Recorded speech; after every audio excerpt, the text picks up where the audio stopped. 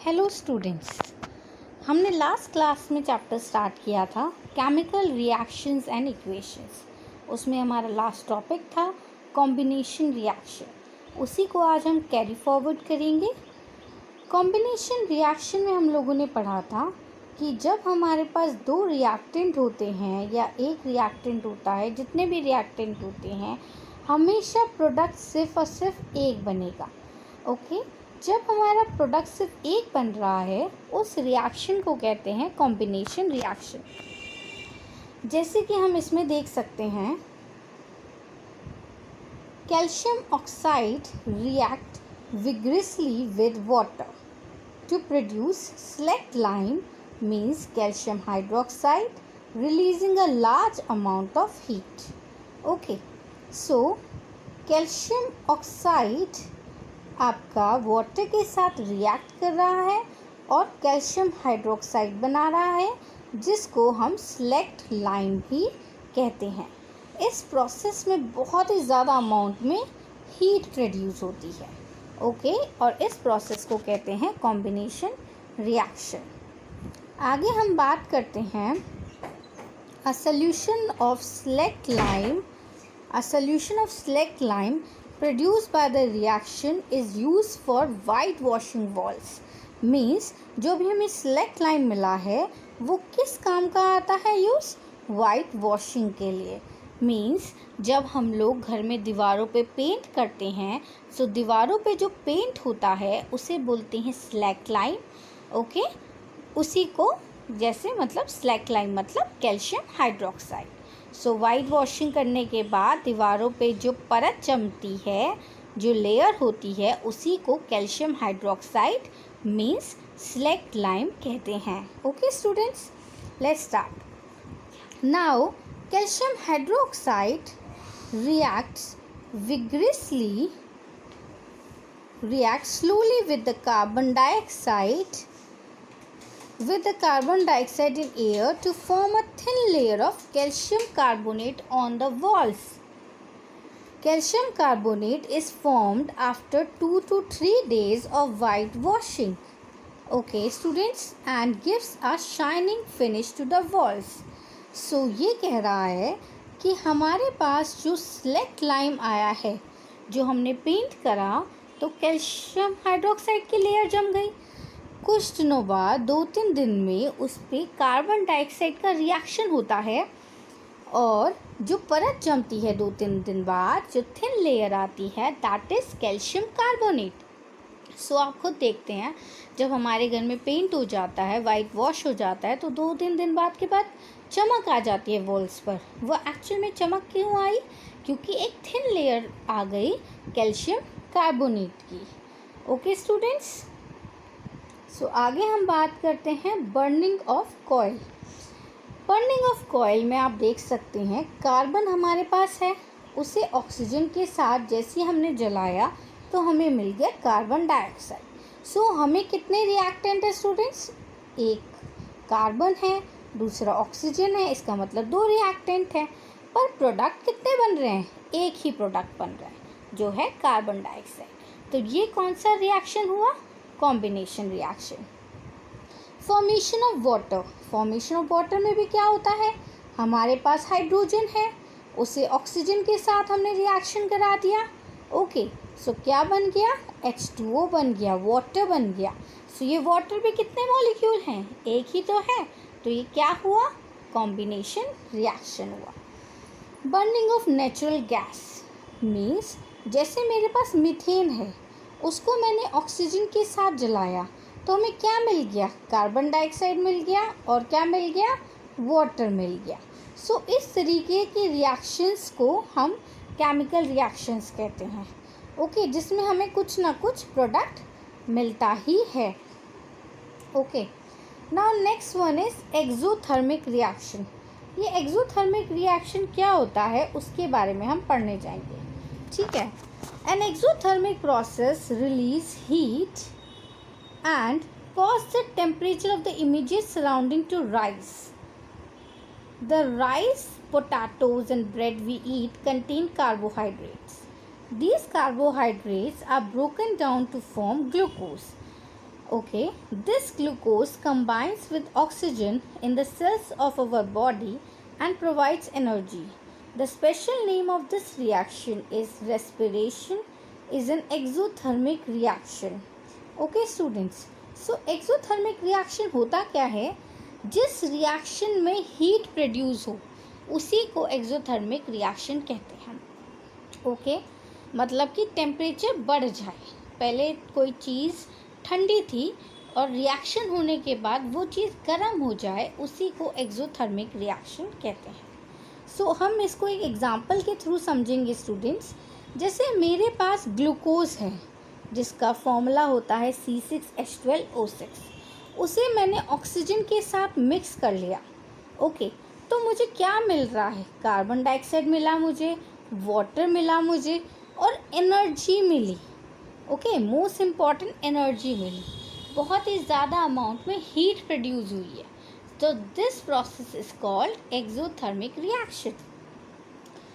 अब इसका अपोजिट भी होता है एक, वो होता है एंडोथर्मिक रिएक्शन.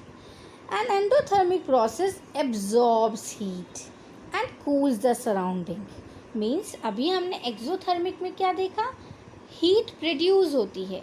बट एंडोथर्मिक में उसका अपोजिट होता है कि हीट नहीं प्रोड्यूस होती. इसमें जो टेम्परेचर होता है वो कूल डाउन हो जाता है, ठंडा हो जाता है. Like decomposition of vegetable matter into compost is also an example of endothermic. Means जब हम वेजिटेबल को डिकम्पोज कर देते हैं, मतलब इमेजिन करो मैंने बनाई सब्जी कोई, ओके, और वो बच गई घर में. फिर मैं क्या करूँगी? उसे मैं गमले में डाल दूँगी, ठीक है, और उस गमले में डालने के बाद मिट्टी डाल दूँगी उसके ऊपर.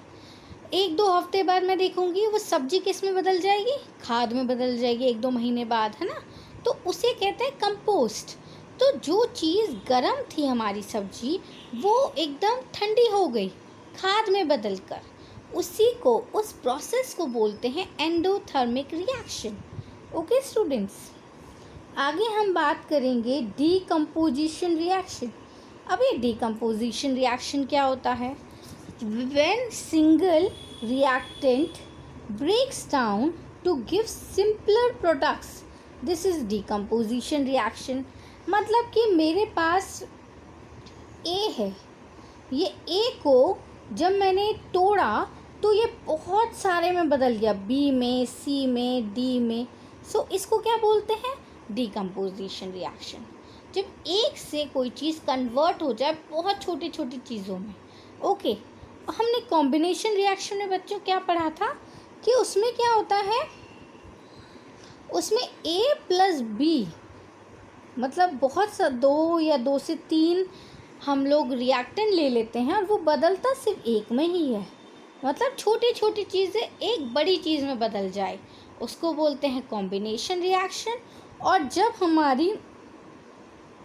हमारी कोई एक बड़ी चीज़ छोटी छोटी चीज़ों में बदल जाए, उसको बोलते हैं डीकम्पोजिशन रिएक्शन. ओके स्टूडेंट्स, अब डीकम्पोजिशन रिएक्शन का एग्जांपल देखो. डीकम्पोजिशन रिएक्शन में आयरन सल्फेट हमारे पास है, ठीक है, जिसे फेरस सल्फेट कहते हैं. उसे मैंने गर्म करा तो क्या मेरे पास आया? मेरे पास आया फेरिक ऑक्साइड आया, सल्फ़र डाइऑक्साइड आया, सल्फ़र ट्राइऑक्साइड आया. सो एक फेरस सल्फेट ने मुझे 3 चीज़ें दी. कौन कौन सी? फेरिक ऑक्साइड दिया, सल्फ़र डाइऑक्साइड दिया, सल्फ़र ट्राइऑक्साइड दिया.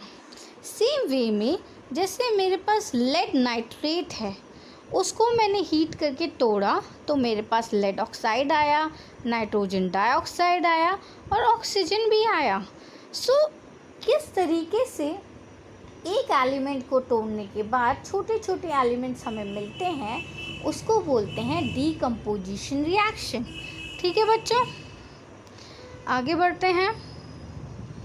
वाइट सिल्वर क्लोराइड, ये है white silver chloride. Okay, turns grey in sunlight. This is due to the decomposition of silver chloride into silver and chloride by light. Means हमारे पास silver chloride है, उसको मैंने sunlight में रख दिया, कुछ टाइम बाद वो टूट जाएगा. किस में टूट जाएगा, सिल्वर में टूट जाएगा और क्लोरीन में टूट जाएगा।